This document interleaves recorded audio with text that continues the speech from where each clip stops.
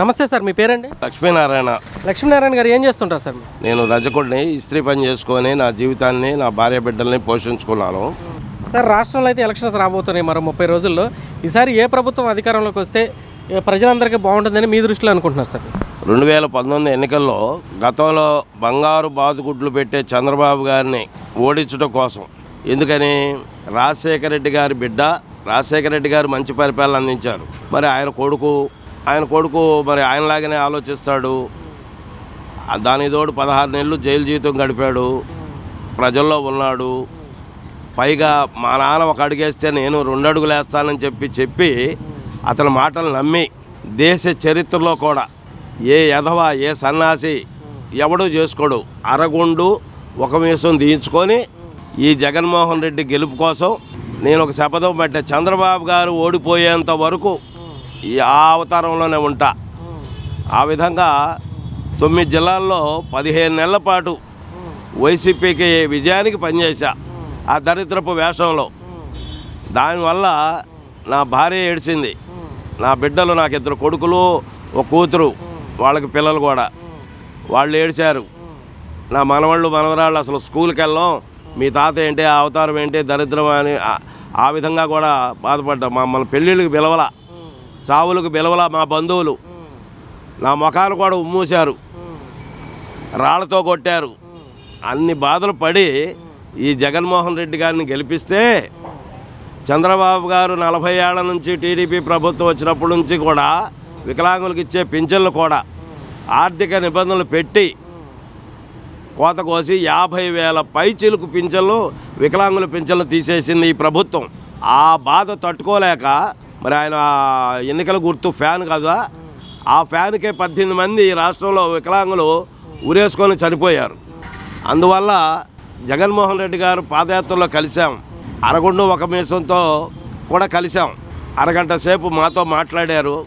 నా చేతిలో చెయ్యేసి పంచభూతాల సాక్షిగా మీరు అడిగినవన్నీ చేస్తా, ఈ రాష్ట్రంలో ఏ ఒక్క దివ్యాంగుడు కూడా కంట కన్నీరు పెట్టుకోకుండా చూసుకుంటానని నా చేతిలో చేసి ప్రమాణం చేసిన జగన్మోహన్ రెడ్డి గారు మా బ్రతుకుల్ని చిదివేశాడు.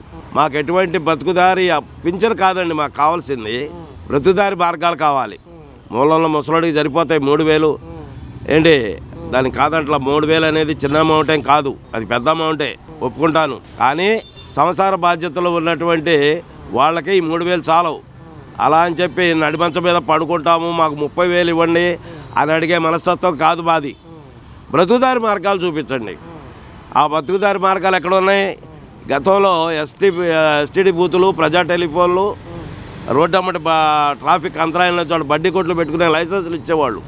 ఈ రోజున ఈ 3 వ్యవస్థలు ఏమి లేవు, కనుమరుగైపోయినాయి. అయితే ప్రభుత్వాల ద్వారా జరగాల్సిన మేలు చాలా ఉన్నాయి.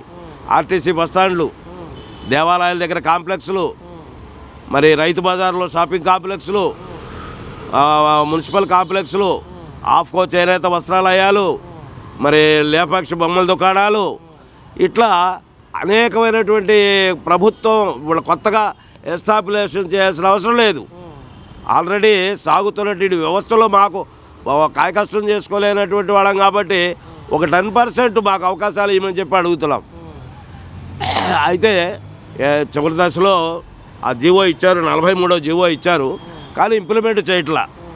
మా 4% ఉద్యోగాలకు కానివ్వండి, మరి ఈ 43 జీవో కానీ ఇంప్లిమెంట్ కోసం సుప్రీంకోర్టు కూడా చెప్పింది, ఒక కమిషన్ వేయమని చెప్పింది. ఆ కమిషన్లో కూడా మా సంఘాల ప్రతినిధులు కూడా ఒక 2 ఉండేటట్టుగా చూడమని చెప్పింది. అవి చెవికెక్కించుకోరు, ఆ కమిషన్ వేయరు. జీవోలు ఇచ్చినంత మాత్రాన సుఖం లేదండి, వాటిని అమలు చేయాలి, చిత్తశుద్ధితోటి వాటిని అమలు చేయాలి. మా బ్రతుకులు నాశనం అయిపోవటమే కాకుండా ఇవాళ వికలాంగుల సమస్యల కోసమే కాదు, రాష్ట్రం కూడా సర్వనాశనం అయిపోయింది. ఆ తుగ్గలకు కూడా చేస్తుండేనండి 3 రాజధానులు అని చెప్పి ఇవాళ చంద్రబాబు గారు తయారు చేసినటువంటి అమరావతి రాజధాని కూడా సర్వనాశనం చేసేసారు. రోడ్లతో సహా తవ్వేసుకున్నారు. ఆ రాజధాని కోసం తోలిచ్చినటువంటి ఇనుము, ఇసుక అవి కూడా అమ్ముకున్నారు. ఇదండి ఒక ముఖ్యమంత్రి గారు చేయాల్సినటువంటి పనులు. ఇవాళ ఆ రోజునేమో కోడికత్తి డ్రామా ఆడారు. ఇంత కొద్దిగా గీసుకొని ఆయన ఆ డ్రామా ఆడాడు. అది చాలదు అనుకొని మరి తండ్రి తర్వాత తండ్రి స్థానంలో ఉన్నటువంటి బాబాయిని మరి ఆయన చావుకు కూడా కారణమయ్యారు. ఆ చావుని అడ్డం పెట్టుకొని రాష్ట్ర వ్యాప్తంగా సానుభూతి పొందారు. ఆయనకే పాపం తెలియకపోతే వాళ్ళ చెల్లెళ్ళు మరి నీకు ఆ పాత్ర ఉంది, నువ్వు అందులో అద్దకులకు సహాయపడుతున్నావని చెబుతున్నారు. 5 ఏళ్లలో ఏ రోజైనా ఒక ప్రెస్ మీట్ పెట్టి మరి వాస్తవాల గురించి ఏమైనా మాట్లాడారా? లేదు. మరి బాబాయ్ మరి జ్యోతిరావు పూలేకో నాయకులకి వాళ్ళకి మరి వాళ్ళ వర్ధంతులకో జయంతులకో దండలేస్తాం, ఏం చేస్తాం. మరి సొంత బాబాయిగా మరి ఆ బాబాయిని 5 ఏళ్లలో ఆయన వర్ధంతి కానీ ఆయన జయంతి కానీ ఏమైనా చేశారా? ఏమైనా జగన్మోహన్ రెడ్డి గారు తండ్రి తర్వాత తండ్రి అంతటి వాడు కదండి, మిమ్మల్ని భుజాలు ఎత్తుకొని పెంచినటువంటి బాబాయ్ కదండి. ఆ బాబాయ్ చనిపోయాడు, సరే మీరు చంపారో చంపలేదో, మీరు చంపించారో లేదో అది పక్కన పెడదాం. 5 ఏళ్లలో ఆయన సమాధి దగ్గరికి వెళ్ళి మీరేమైనా శ్రద్ధాంజలి కట్టించారా? ఏ రోజునైనా ఆయన ఫోటోకి దండ వేశారా? ఎందుకు చేయలేదు? 5 ఏళ్ళు ముఖ్యమంత్రి కూడా పాదయాత్రలో ఆ రోజున ప్రజలు కలుసుకున్నారు. మళ్ళీ 5 ఏళ్ల తర్వాత ఇప్పుడు ఏసీ బస్సులో కూర్చొని మళ్ళీ డ్రామాలు మొదలుపెట్టారు, కమల్ హాసన్ డ్రామాలు. మీ పార్టీలో కరకట్ట కమల్ హాసన్ ఒకడు ఉన్నాడు, అంతకు మించిన కమల్ హాసన్ మీరు. నిజంగా నేను ఈ సందర్భంగా చెబుతున్నానండి, జగన్మోహన్ రెడ్డి గారు నటన ముందు నటరత్న ఎన్టీ రామారావు పనికిరాడు, మరి సూపర్ స్టారు రజనీకాంత్ పనికిరాడు, అమితాబ్ బచ్చన్ కూడా పనికిరాడు. అంత గొప్ప నటుడు ఈ జగన్మోహన్ రెడ్డి. ఇతనికి న్యాయంగా నటనలో ఆస్కార్ అవార్డు అంటూ ఏదైనా ఇస్తే ఇతనికే ఇవ్వాలి. వాళ్ళ చెల్లెళ్ళు గొల్లుమంటున్నారండి, సొంత చెల్లెళ్ళు. వీడు దుర్మార్గుడు, ఈ రాష్ట్రాన్ని నాశనం చేశాడు, ఇతనికి ఓటేయొద్దు, అంతకులకు కొమ్ము కాస్తున్నాడు. సిబిఐ చెప్పింది కదండి, ఆయన ఇన్వెస్టిగేషన్ చేసి అవినాష్ రెడ్డి పాత్ర, వాళ్ళ అయ్య పాత్ర, భాస్కర్ రెడ్డి పాత్ర ఉందని సిబిఐ చెప్పింది కదా. మరి నువ్వు ముఖ్యమంత్రి స్థానంలో ఉండి ఆ నిందితుల్ని కాపాడుతావంటే దాని అర్థం ఏంటి? ఎమ్మెల్సీ అనంతబాబు మరి వాళ్ళ డ్రైవర్ సుబ్రహ్మణ్యాన్ని చంపి శవాన్ని డోర్ డెలివరీ చేసిన చరిత్ర రాష్ట్రమంతా చూస్తూనే ఉంది. మరి అటువంటి వాడిని సమర్థిస్తూ వాడు భుజాల మీద చేతులు వేసుకొని నువ్వు చేసావని మేము అంటల్లా. జగన్మోహన్ రెడ్డి గారు సుబ్రహ్మణ్యాన్ని మీరు చంపారని మేము అంటల్లా. మీ కార్యకర్తలు కానీ మీ నాయకులు కానీ మరి ఎవరైనా చేసినప్పుడు వాళ్ళని పార్టీ నుంచి సస్పెండ్ చేస్తే మిగతా వాళ్ళకి భయం ఉంటుంది కదా. ఆలోచించండి. ఇవాళ రాజకీయాలు, పార్టీలు పరస్పరం మరి ఒకళ్ళు విమర్శించుకోవటాలు ఉంటాయి. అంత మాత్రాన మరి తెలుగుదేశం పార్టీ రాష్ట్ర కార్యాలయం మీద వందలాది మంది పోయి దాడి చేయటం సబబేనా?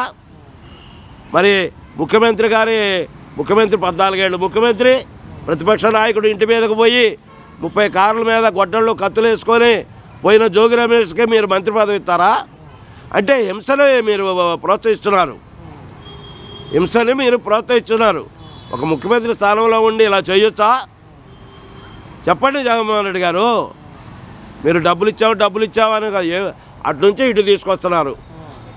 కార్పొరేషన్లన్నీ నిర్వీర్యం చేసి ఆ కార్పొరేషన్లో యువతకి మరి ఏదైనా 2 లక్షలు 3 లక్షలు కార్లు ఇవ్వటం, ట్రాక్టర్లు ఇవ్వటం, లారీలు ఇవ్వటం, ఆ విధంగా వాళ్ళని ముందుకు తీసుకెళ్ళి వాళ్ళ బ్రతుకులు పండించాల్సింది పోయి ఆ డబ్బులన్నింటిని కూడా ఇచ్చి ఓట్లు చేద్దామని. ఇవాళ రాష్ట్రంలో ఒక రోడ్డైనా బాగుందా? ఆ గుంతలో పడి ఎంతమంది ప్రాణాలు పోతున్నాయి? ఈ రోడ్లోనే ఇక్కడే ఆ గుంతలో పడిపోయి రోడ్డు వేయకముందు తండ్రి తీసుకెళ్తున్నాడు పిల్ల అటు పడిపోయింది, గుంతలో పడి తండ్రి ఇటు పడ్డాడు. ఆ పిల్ల మీద ఒక వ్యాన్ ఎక్కింది, అది స్పాట్ చచ్చిపోయింది. ఆ బిడ్డని ఆ ఇంట్లో చచ్చిపోయిన ఆ బిడ్డను తీసుకొచ్చి ఇస్తాడు ఈ జగన్మోహన్ రెడ్డి గారు. ఏ రాష్ట్రమైనా ఏ దేశమైనా దాని ప్రగతి సూచిక రోడ్ల మీద ఆధారపడి ఉంది.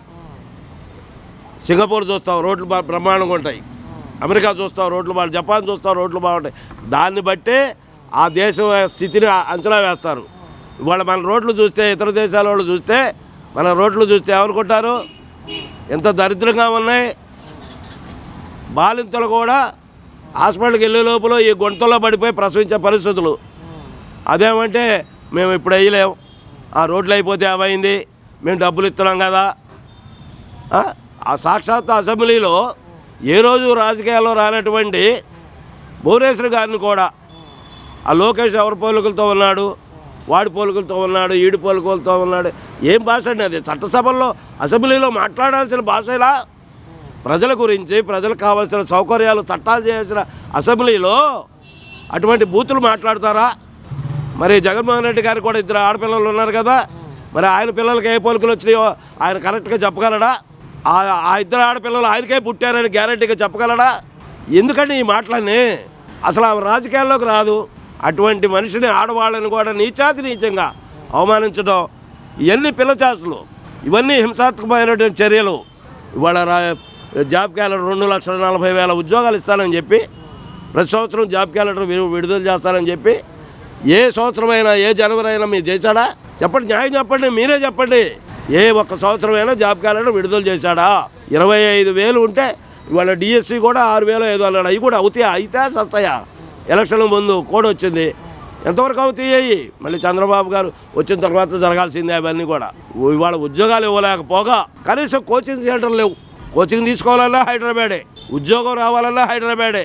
మరి అదంతా చంద్రబాబు నాయుడు గారు చేసినటువంటి డెవలప్ వల్ల ఈ రోజున మన ఆంధ్ర రాష్ట్రంలో ఉన్న బిడ్డలందరినీ కూడా హైదరాబాద్ మహానగరం వాళ్ళకు ఉపాధి కల్పిస్తూ, ఐటీ రంగంలోని అనేక రంగాల్లో ఉద్యోగాలు కల్పిస్తూ అందరినీ కూడా తన కడుపులో పెట్టుకుంటుంది. నువ్వు 5 సంవత్సరాల్లో నువ్వు ఐటీ రంగాన్ని ఎందుకు అభివృద్ధి చేయలేకపోయావు? పిల్లలకు ఉద్యోగాలు ఇవ్వలేకపోయావు? వాళ్ళని గంజాయికి బానిసలు చేస్తున్నాం. ఇదివరకు గంజాయి అంటే మా చిన్నతనంలో సాధువులో ఎవరో తాగుతూ ఉండేవాళ్ళు. ఈ రోజున ఆ గంజాయి చిల్లరగా సిగరెట్ల రూపంలో ప్రతి బడ్డీ కొట్లో దొరుకుతుంది. ఉద్యోగాలు లేక ఈ యువకులు రోడ్ల మీద ఖాళీగా తిరుగుతూ పొరపాట్ల ఆ గంజాయికి వెళ్ళక వాళ్ళు అలవాటు పడితే వాడి జీవితం నాశనం అయిపోతుంది కదా. ఇవన్నీ ఏమాత్రం కూడా మంచి పనులు చేయకుండా నేను 5,000 ఇచ్చా, 10,000 ఇచ్చా. ఏందా నువ్వు బోర్డే 5 డబ్బులు ఇచ్చేది? కరెంటు బిల్లులు పట్టుకొని ఇంత కరెంటు బిల్లులా అని చూపించావు. ఇవాళ అదే కరెంటు బిల్లులు ఆ రోజున ఎంత ఉన్నాయి రేటు, ఇవాళ నువ్వు ఎంతలో అవుతున్నావు. ఆ రోజున నిత్యావసర ధరలు ఎంత ఉన్నాయి? ఇవాళ ఎల్లిపాయలు 440 రూపాయలకు పోయింది, చింతపండు 400 రూపాయలు పోయింది, కందిపప్పు 200 రూపాయలు అమ్ముతుంది. ఇవాళ అసంఘటిత రంగాన్ని ఇసుక 1000 రూపాయలకి 1,500కి దొరికే ఇసుక ఇవాళ 5,000 నుంచి 8,000 రూపాయలు. ఎలా కట్టుకుంటారు సామాన్యుడు? నాలాంటి ఇల్లు ఎలా కట్టుకుంటావు?